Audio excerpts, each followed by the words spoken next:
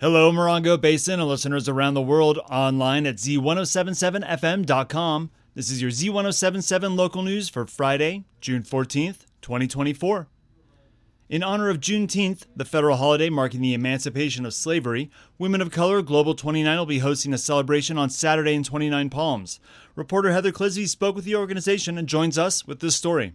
Heading into the Freedom Season, Women of Color Global 29 will host their annual Juneteenth celebration at Knott Sky Park tomorrow, June 15th. Sponsored by the City of 29 Palms and Visit 29 Palms, the event will commemorate the end of slavery in America while celebrating African American culture. While the official federal holiday is actually next Wednesday, June 19th, the celebration began with the raising of the Juneteenth flag the evening of June 13th in Freedom Plaza. The Saturday festivities will kick off at 11:45 a.m. with a march and then continue from noon until 8 p.m. The event will feature food vendors, a photo booth, and family-friendly activities. Beginning at noon, live entertainment will include singers, dancers, DJs, and a special spoken word performer from North Carolina. Hosting the show will be Mariana Wright, who is encouraging all community members to participate. The goal is to get everyone out in unity to celebrate each other and have a good time. And that will go until 8 p.m. We'll have a DJ there, so bring your dancing shoes and just a good time of fellowship and to celebrate Juneteenth. Knott Sky Park is located at 6701-6899 El Sol Avenue in 29 Palms. For more info, call 760-272-0373. Reporting for Z107.7, I'm Heather Clisby. On Wednesday, June 12th, right after 5 p.m., sheriff's deputies received a call from a resident out in the 50,000 block of Yucca Trail in Yucca Valley who said their 2,500-gallon water tank had been stolen from their property. The owner says they were alerted by a neighbor who noticed a truck pulling a trailer driving by on Monday, along with tire marks and shoe imprints around the missing water tank, which is valued at approximately $2,500.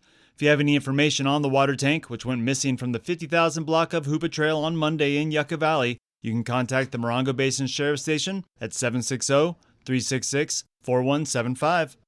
An exhibit celebrating Chuck Caplinger opens tonight, and you're probably already familiar with one of his most famous sculptures, the 29 sign with the big exclamation point as you enter 29 Palms from the west. With more on Caplinger's art show, here's art aficionado Jeff Harmatz.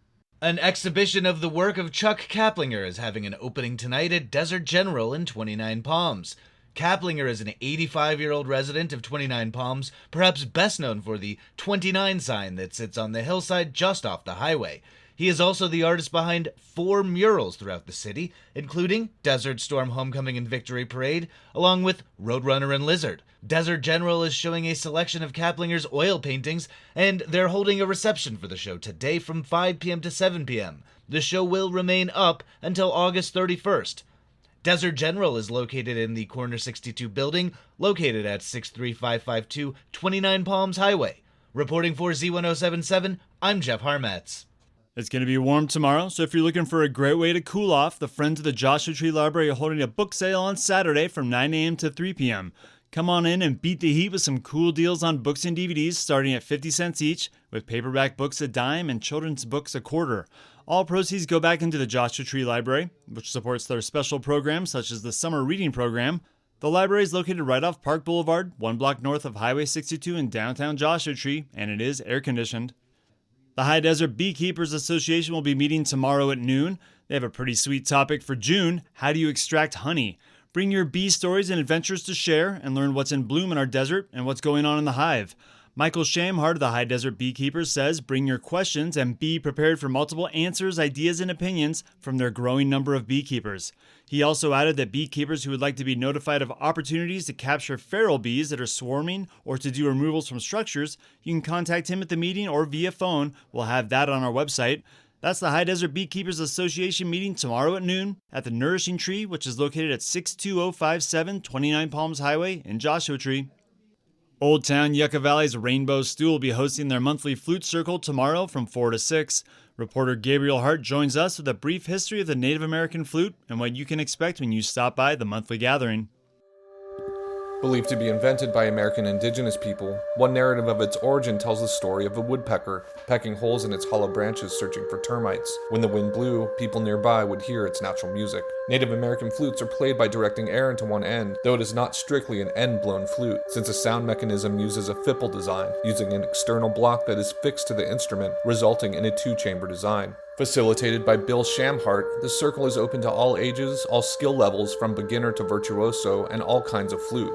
Yucca Valley's Rainbow Stew hosts this monthly flute circle to bolster community spirit and to inspire peace within and out. If you don't own a flute and would still like to join, there will be flutes provided to those in need. Reporting for Z107.7, this is Gabriel Hart.